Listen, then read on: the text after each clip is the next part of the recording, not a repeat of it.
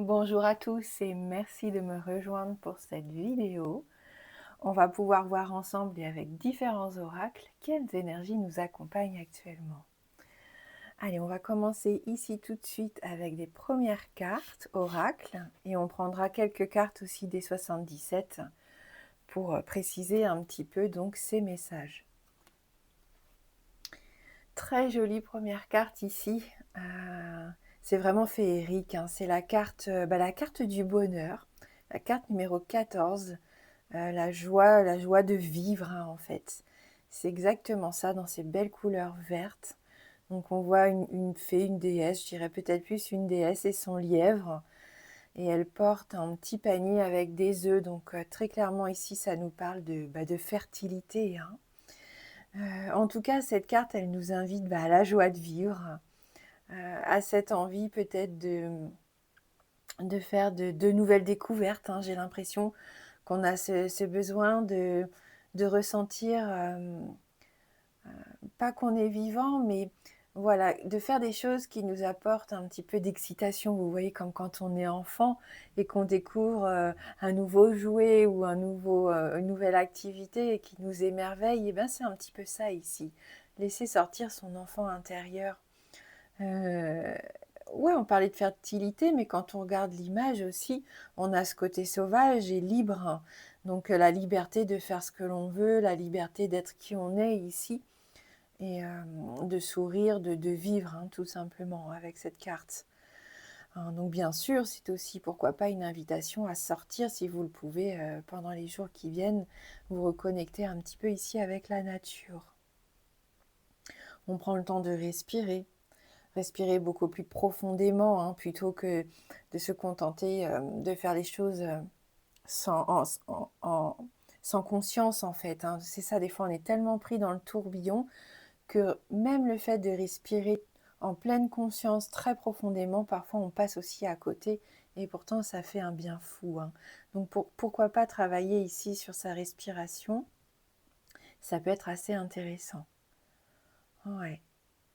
Alors bien sûr, on chasse un peu les contraintes, le négatif si c'est possible ici, hein.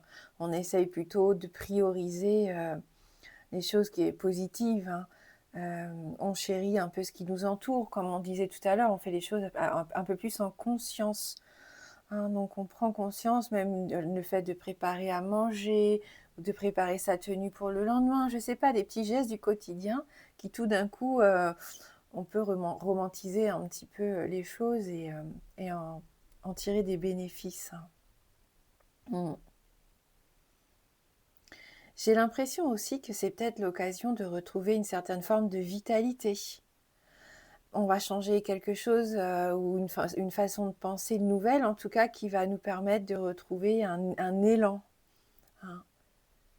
Ouais, c'est ça. Pourquoi pas un nouveau programme d'exercice?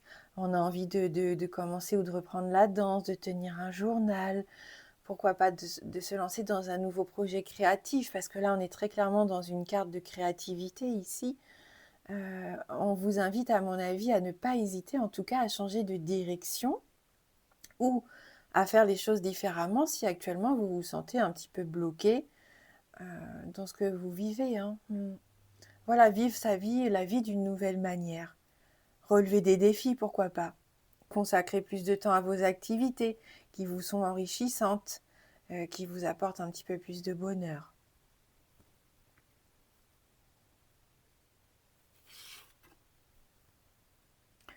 Donc là, on retrouve le renard et toujours cette déesse renarde ici. Et on peut voir aussi qu'on a un chemin en arrière-plan que là, on n'avait pas. Là, je pense qu'on est plus dans l'instant présent, profiter pleinement de ce qu'on fait au quotidien. Tandis que là, j'ai une notion peut-être de réfléchir vers ce qu'on veut vraiment et où on veut vraiment aller. Alors là, on est dans la carte de la conscience, hein. Donc on parlait de faire les choses en conscience. Et là, c'est pareil, ça nous invite en tout cas à regarder peut-être au-delà de ce que l'on voit, hein. On le sait, le renard est associé généralement à la ruse et à l'intelligence, hein. Donc très clairement, euh, on va peut-être avoir conscience de certaines choses là, hein, qu'on ne voyait peut-être pas. Et on nous encourage, hein, d'ailleurs, je pense, à observer, à regarder un petit peu au-delà de ce qu'on l'on croit voir en tout cas. Hein, parce que tout n'est pas vraiment tout à fait comme il n'y paraît. Hein, j'ai l'impression ici qu'on vous invite à ouvrir les yeux. Vous voyez, on ouvre un petit peu son intuition ici. Soyez à l'écoute de votre intuition et de votre instinct, hein, puisqu'on est avec le renard. Ressentez peut-être plus avec votre corps et pas seulement avec votre esprit. Hein, on essaye d'éveiller nos sens ici avec cette carte.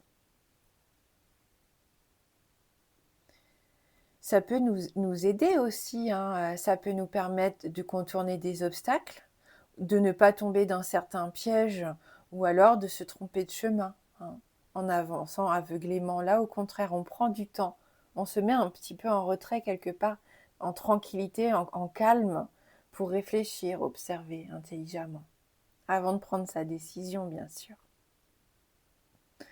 Ce sont vraiment des cartes très intéressantes. Et on voit, hein, ici qu'il y a une perception et des perspectives qui sont en train de s'ouvrir. Et c'est intéressant parce que si on se sentait un petit peu enfermé dans une routine, enfermé dans des choses qui ne nous correspondaient pas vraiment, on a les clés ici en tout cas pour changer ça.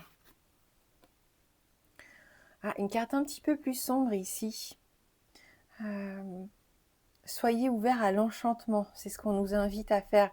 Et on a cette fois le corbeau, le cerf, j'imagine, on est dans une forêt, on est dans la nuit, nous ouvrir à peut-être au conte, hein, ça me fait penser vraiment à l'enfance encore ici, on est aussi très clairement replongé dans notre enfant intérieur, à l'enfance. On lève les voiles, vous voyez, le personnage a les yeux fermés, mais j'ai l'impression qu'on a ce besoin peut-être de voir à nouveau, oui, les choses comme quand on était enfant, avec plus d'innocence, avec émerveillement, on le disait déjà en début de tirage, mais aussi, là, on est dans une atmosphère un peu de crainte, je ne sais pas. Là, on va laisser les choses venir telles qu'elles sont et accepter les émotions, les sentiments. Ne pas se dire tout ce qui peut me blesser, me faire du mal ou me rend mal à l'aise, on le laisse de côté. On ne va pas faire comme si ça n'existait pas. Là, en fait, on est en conscience, mais en conscience de tout et pas forcément que des choses positives. Alors, je ne sais pas si j'arrive à faire passer mon message, mais voilà. Dites-vous que vous êtes prêt. Hein, si vous avez des choses que vous craignez, si vous avez peur d'ouvrir les yeux par rapport à une situation, les révélations qui vont être faites, bonnes ou mauvaises, ou neutres, hein, quelque part, en tout cas, vont vous aider à avancer. Et on nous invite encore à voir les choses plus avec notre cœur qu'avec notre tête ici. Et il y a certainement, je pense, il y a certainement un chemin différent qui s'offre à vous, une expérience qui pourrait un petit peu vous remuer ici, hein, quelque chose d'assez incroyable quelque part. Mais pour ça, c'est vrai qu'il faut être au bon endroit et qu'il faut laisser un petit peu les illusions, les faux semblants qui obscurcissent un petit peu notre vision des choses ou de notre vision de la réalité ou de ce qu'on voudrait voir arriver en tout cas. Là, soyez plus dans le fait d'accueillir. Hein. On n'hésite pas à toucher, à ressentir, on n'hésite pas à parler, à écouter aussi.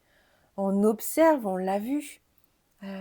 On voit les choses avec plus d'émerveillement. Voilà, on se laisse un petit peu surprendre. Et j'ai une notion de respect, alors. C'est ça aussi, se respecter soi, respecter aussi ce qui nous entoure. Et je pense que ça peut nous aider ici et ça nous invite vraiment à cette nouvelle vie. Hein, voilà. Donc, une ouverture d'esprit et le fait de se laisser emporter un petit peu par les choses. Et de pas trop réfléchir. C'est bien de réfléchir, bien sûr, mais il faut aussi savoir se laisser surprendre. Hein.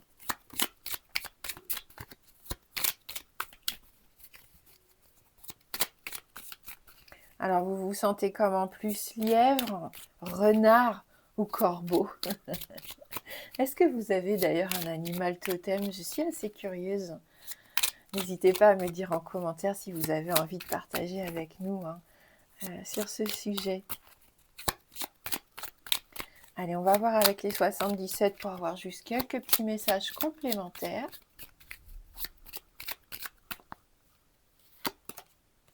Ah, il peut y avoir des accords trouvés, des signatures, là, des contrats. Hein. On peut se faire des promesses aussi avec cette carte. Ça avance en tout cas. On peut trouver des solutions.